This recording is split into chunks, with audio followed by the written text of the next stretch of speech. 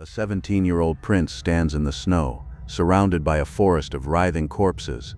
Their bodies are impaled, still twitching, still screaming. The stench of roasted flesh chokes the air. He watches in silence, eyes dead, boots wet with blood. The people had prayed for a savior. Instead, they awakened something far worse. This is not a myth. This is how Vlad Dracula was born. How does a boy become a monster? Not through fangs or immortality, not through legend, but through men, kings, sultans, priests, who carve monsters from flesh and silence.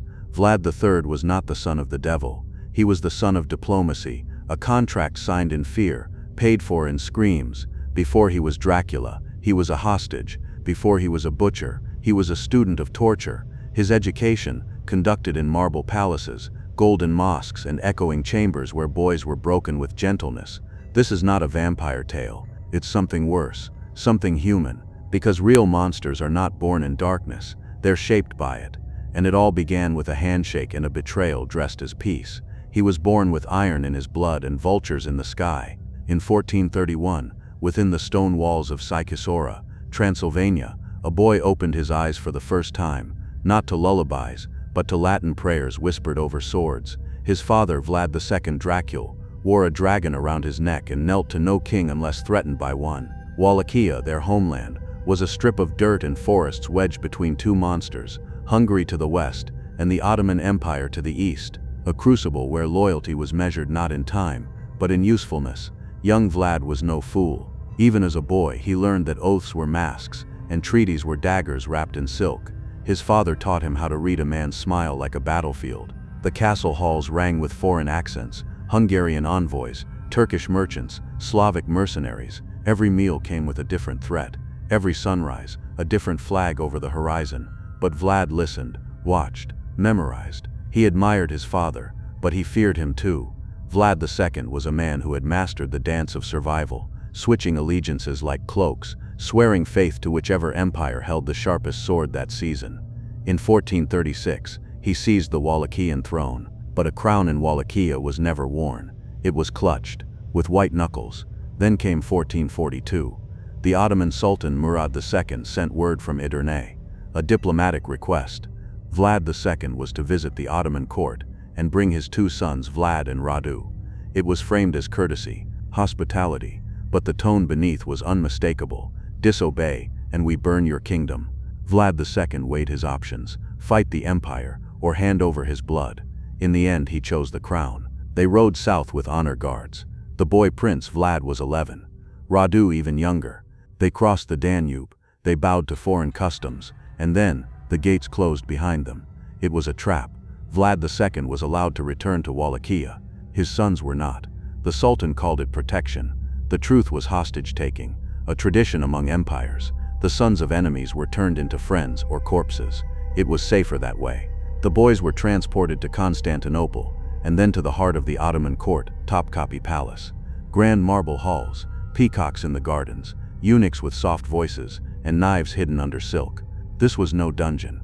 It was something far worse, a gilded system of transformation.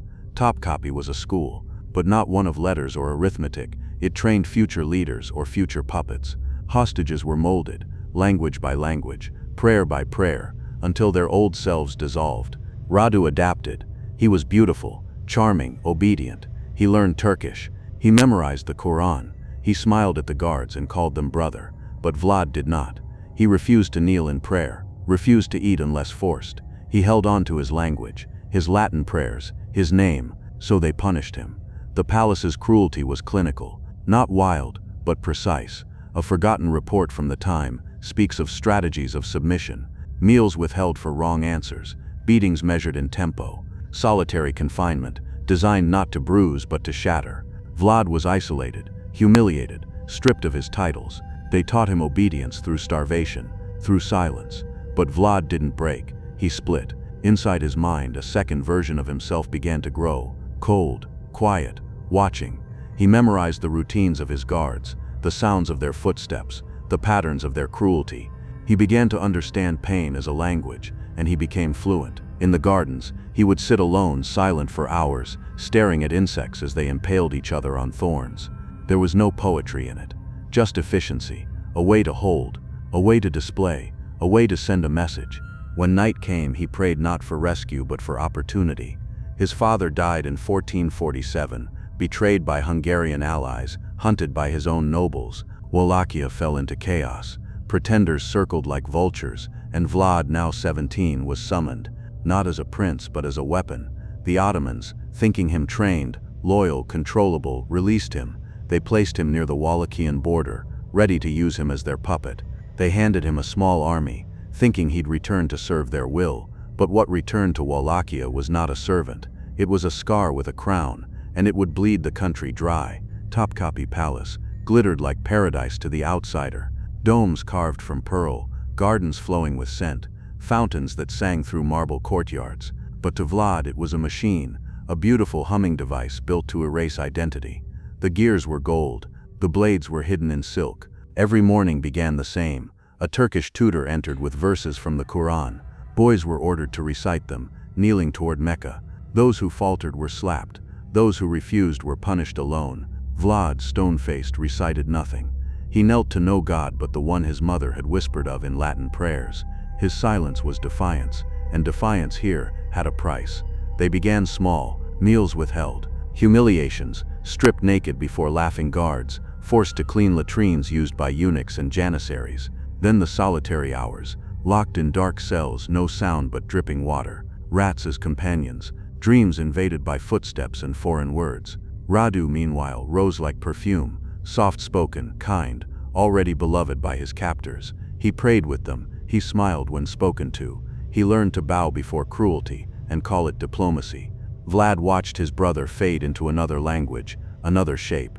It sickened him, it hardened him. The palace called it re-education. Vlad called it annihilation. Then came the hands. It began under the guise of mentorship. Senior guards, pashas, scholars, they touched too long, praised too softly. Vlad was no longer a child. He was a tool being sharpened, a body being claimed. The palace was not just a prison, it was a grooming ground, and he could feel his humanity being peeled away with every whispered command. He dissociated. His mind floated above the rooms they kept him in. He counted tiles on the ceilings while his body was used. He focused on cracks in the stone, memorized the patterns of vines on a tapestry, studied the silence behind doors. Pain, once a curse, became data. He logged it, categorized it, drew conclusions. And then one morning in spring, the world stopped. A boy no older than 10 was dragged into the courtyard. A Christian boy from the Balkans, pale and trembling. The entire dormitory was forced to watch as he was impaled, slowly on a sharpened stake, pushed in from below, through his soft belly. The stake missed the vital organs. He screamed for hours. It was a punishment, the guards said, a warning for stealing. But it wasn't just a lesson, it was theater. Vlad did not cry. He did not look away. He counted how long it took the boy to stop twitching. That night he stared into the mirror. What he saw was not a prince, not a prisoner, not even a man. What he saw was a formula, a method, a blueprint of dominance. They taught him that power comes from pain, that fear is a currency stronger than gold, that impalement silences not just the body, but the soul of a nation. And he, the boy once made to kneel, now learned how to make others kneel. When they beat him again, he did not flinch. When they insulted his God, he did not blink. He whispered the names of his abusers in the dark, remembered their patterns, their pleasures, their weaknesses. He trained his body in secret, practiced with wooden swords, practiced silence, practiced smiles. He would not break. He would become the thing that breaks others. Radu, now fully immersed in Ottoman grace, tried to speak to him in Turkish. Vlad answered in Latin. His brother tried to comfort him. Vlad stared back with eyes that no longer knew comfort. The transformation was complete, not because he had conformed, but because he had conquered the cage. In time, the Ottomans, impressed with Vlad's discipline, blind to his hatred, believed they had shaped a loyal asset, a Wallachian noble who could return home as their puppet. They trusted the facade, the straight back, the folded hands, but Vlad was not theirs. He had simply learned the language of monsters. By 1448, opportunity struck. The Ottomans sought to destabilize Wallachia once more, and they needed a figurehead, a familiar name, a former hostage, someone educated, tempered, and seemingly obedient. Vlad was released, given horses, men, a small force, not as a prince, but as a political pawn. He stepped out of Topkapi, not as a victim, But as a revenant, the child they had caged was dead. In his place was something colder, something calculated, something with perfect memory and a thirst not for glory, but for reversal. They had raised him to serve an empire, but what they created was the architect of retribution. 6 years had passed since Vlad left Wallachia. When he returned, the soil didn't remember him, but the people did. Whispers of the boy taken by the Ottomans turned into a shadow, now riding back through the Carpathians with hollow eyes. Some called him a puppet, others a ghost. No one knew what he had become. His first reign in 1448 lasted only weeks. A shaky claim propped up by Ottoman influence crumbled almost instantly. Nobles rejected him. Enemies encircled him. But even in that short time there were signs. An envoy beaten for insolence. A thief publicly disemboweled in the town square. The cruelty was sharp, calculated, almost rehearsed, as if he had carried the choreography from Topkapi back with him. It wasn't enough. He was exiled again, but he waited. 8 years later, in 1456, Vlad returned for good. This time not as a boy, not as a prince, but as a predator. He seized power like a man taking back something stolen. The boy they had buried in silk had grown teeth, and he had returned with a thesis. Pain, spectacle, and memory would govern this kingdom better than any law ever could. The reign of Vlad III, now voivode of Wallachia, began with a purge. Boyars, the nobles who had mocked his lineage and supported his enemies, were rounded up during an Easter feast. He invited them to dine. They wore their best robes, unaware it would be their last supper. Mid-meal, soldiers burst in. Those too old or disloyal were impaled on the spot. The rest were marched hundreds of miles to build his fortress at Poenari, bare feet bleeding, backs breaking, dying under the very stones they laid. This was not politics. This was revenge, ritualized. Impalement became statecraft. He refined it. Long stakes, sharpened and oiled, inserted with surgical care through the lower body, careful not to kill too quickly. Victims were arranged by height, by age, even by sins confessed under torture. The stakes lined the roads like trees in a cursed forest. Entire hillsides became fields of writhing bodies, groaning for days before death finally came like mercy. Ottoman envoys once visited his court. They refused to remove their turbans, citing custom. Vlad nodded, then ordered the turbans nailed into their skulls, a permanent gesture of respect. He dined while they bled out, wine in hand, never breaking eye contact with his courtiers. Terror was the point. He didn't need an army. He needed witnesses. Villages that once resisted his taxation surrendered without a word. Criminals disappeared from the streets. Merchants dared not cheat. In Vlad's Wallachia, order came wrapped in agony. But it wasn't just internal. The Ottoman Empire, vast and insatiable, moved toward Wallachia with increasing pressure. They expected tribute. They expected deference. Vlad gave them corpses. In 1462, with the Sultan Mehmed II preparing for invasion, Vlad struck first. With a ferocity that made even his allies flinch, he led a night raid across the Danube, slaughtering Ottoman troops in their sleep, burning villages, poisoning wells. His soldiers left no prisoners. His message was not subtle. I am not yours. I never was. The Sultan responded with a force of 90,000 men, one of the largest armies of the time. Vlad had fewer than 30,000, hungry, cold, outnumbered 3-1. But he had something the Sultan didn't, a curriculum of terror.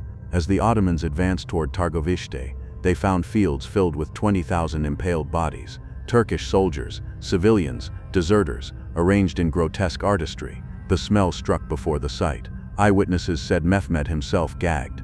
His men, seasoned by years of conquest, turned pale. Some wept, some fled, some fled. They called it the Forest of the Impaled. That night, Vlad attempted to assassinate Mehmed in his own tent. He failed, narrowly. But the Sultan retreated days later, shaken and humiliated. Wallachia, for now, remained unclaimed. In his court, Vlad feasted again. At one banquet, a noble covered his nose from the stink of rotting corpses outside. Vlad asked if the smell offended him. The man admitted it did. Vlad ordered him impaled, and placed at the top of the hill, where the wind blew strongest. This was no longer just rule, it was performance art of horror. No gesture too small, no cruelty too casual. He wasn't just exacting revenge, he was redefining kingship as dread. Even his allies grew uneasy. Hungary, once a potential partner, began whispering about exile, betrayal, treason. Vlad had become something uncontrollable, a monarch forged not in diplomacy or bloodline, but in trauma. But for now he reigned, and he reigned alone. In the eyes of the world, Wallachia had a madman on its throne, but to the Ottomans what returned from Topkapi wasn't madness. It was vengeance that had learned how to walk upright, and vengeance they believed could still be reasoned with. They were wrong. As Vlad's reign of terror spread across Wallachia, his younger brother Radu, once the gentler of the two, the golden child of the Ottoman court, now stood at the head of a different machine. Radu the handsome, the convert, the favorite of Sultan Mehmed II, had become everything Vlad would not: fluent in Turkish, loyal to the Crescent, a man of diplomacy, charm, and yes, obedience. It was not a question of if they would collide, it was only a question of when. The year was 1462. Mehmed had had enough. He sent a colossal army into Wallachia, 90,000 strong. Radu marched at its head, not as a puppet, but as a prince claiming his birthright. The Ottoman message was clear: we have the numbers, we have the blessing, and we have your brother. But Vlad had prepared for this moment his entire life. He knew he could not outmatch them in force. So he made terror his terrain. Every village they passed through had been emptied, its people dead or fled, fields salted, wells poisoned, food stores burned, but the bodies remained, always the bodies. Impalement became a forest strategy. Dead Turks lined the roads, some still twitching, some arranged in grotesque tableaus, children on small stakes, elders on high poles, traitors skinned and set aflame. Mehmed's soldiers vomited, some deserted, others begged to be reassigned. Even Radu flinched, but the Ottomans advanced, so Vlad launched the most audacious strike of his life, a night raid into the heart of the enemy camp. He rode through the dark with 10,000 hand-picked men, cloaked in silence and snow, aiming for Mehmed's own tent. The goal was not victory, it was assassination, chaos, fear. They nearly succeeded. Swords clashed, tents burned, bodies fell. Mehmed escaped only by luck and confusion, but his illusion of control was shattered. He withdrew days later, not defeated, but deeply shaken. Vlad's gamble had worked, for a moment, but it had also left his own forces shattered. His people, already weary from war and terror, began to fracture. The nobility, never loyal, looked to Radu. He was charming, peaceful, promising amnesty, promising order, promising an end to the crucifixions, and the curfews, and the nightly screams. Wallachia, exhausted, opened its gates to the smiling brother. Vlad fled to Transylvania, seeking refuge with the Hungarian king. But Hungary had grown wary of the Impaler. Once a tool, now a threat. Vlad was arrested, chained, thrown into a dungeon. No ceremony, no trial, just silence. He would spend 12 years in that cage, 12 years where his enemies feasted. 12 years while Radu ruled Wallachia as an Ottoman vassal. 12 years where Vlad was presumed forgotten, like a nightmare you no longer believe was real. But monsters do not fade, they bide. In 1475, the political tides shifted. The Ottomans had grown too powerful, too arrogant. Hungary once again needed a butcher, not a diplomat. Vlad was released and given command, not out of mercy, but necessity. The crown of Wallachia was offered once more. He returned for one final reign. Brief, brutal, familiar. There was no grand coronation, no festivals, no hymns, just blood. Radu had died by then, of illness, but his allies remained. Enemies circled. Vlad's final reign lasted mere months.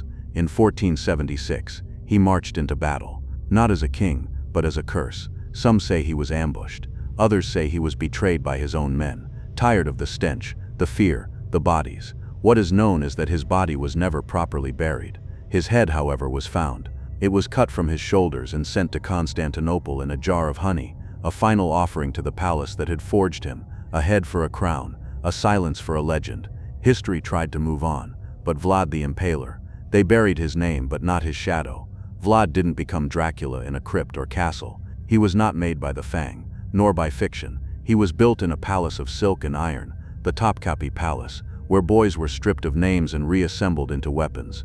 It was there, beneath gilded ceilings and guarded smiles, that a child was turned inside out, his identity dismantled, his faith mocked, his body exploited. But Vlad didn't break. He learned, and when he returned, he rewrote the language of pain, not as a victim, but as its master. His reign of horror wasn't chaos, it was choreography. Every stake, every scream, every mutilation was measured, designed. Psychological warfare centuries before the term existed. A message to the living carved from the corpses of the dead. And yet in the West we remember only the myth, The cape, the castle, the vampire. We buried the boy, we crowned the beast. But monsters like Vlad aren't born in shadows. They're born in the places we praise, in golden courts and holy halls, in schools meant to civilize, in systems designed to erase. The Ottomans made him a student, Europe made him a legend, and trauma made him a king. The palace school that birthed Dracula never closed, it simply changed names. And even now, in every corner of history where cruelty masquerades as order, where the broken are taught to rule through blood, he waits, not in fiction, but in reflection. If this story made your skin crawl, good, it should, because Vlad Dracula was not a monster of fantasy, but a mirror held up to power, pain, and what happens when innocence is devoured by empires. Don't forget the boy behind the stakes, and if you want more true stories soaked in blood, silence, and betrayal, subscribe to this channel, because the past is darker than any nightmare, and we're just getting started. Dracula had already escaped history. He had become something else.